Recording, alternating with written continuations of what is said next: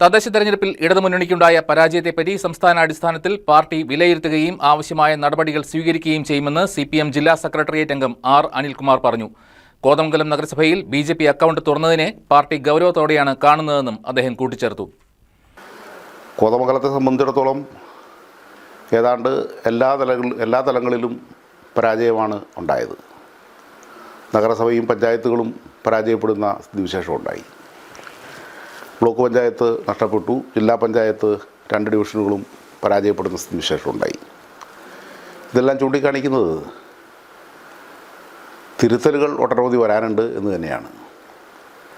ആ തിരുത്തലുകൾ സ്വാഭാവികമായിട്ടും സ്വീകരിക്കുക തന്നെ ചെയ്യും.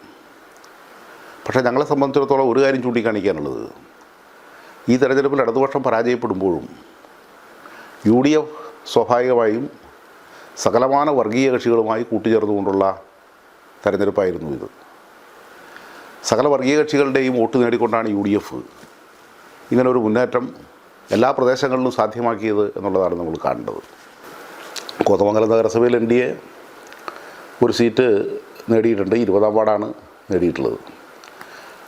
ആ 20ാം വാർഡ് നേടാനുള്ള ഒരു സാധ്യത അത്രയ്ക്ക് ഞങ്ങൾ അങ്ങനെ ഒരു തോന്നലുണ്ടായില്ല. തെരഞ്ഞെടുപ്പിൻ്റെ ഒരു ഘട്ടത്തിലും NDA അങ്ങനെ ഒരു മുന്നേറ്റം സൃഷ്ടിക്കുമെന്ന് ഞങ്ങൾക്ക് തോന്നിയില്ല. UDF ഉം LDF ഉം തമ്മിലാണ് മത്സരം എന്നാണ് ഞങ്ങൾ കണക്കാക്കിയിരുന്നത്.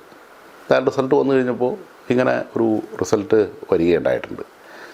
അതെന്താണെന്നുള്ളത് സംബന്ധിച്ചും പ്രത്യേകം പരിശോധിക്കേണ്ട ഒരു കാര്യം തന്നെയാണ്. ഒരു കാരണവശാലും NDA കോതമംഗലം നഗരസഭയിൽ അക്കൗണ്ട് തുറക്കും എന്നുള്ളൊരു ബോധ്യം ഞങ്ങളെ സംബന്ധിച്ചിടത്തോളം ഉണ്ടായിരുന്നില്ല എന്നുള്ളതാണ് വസ്തുത.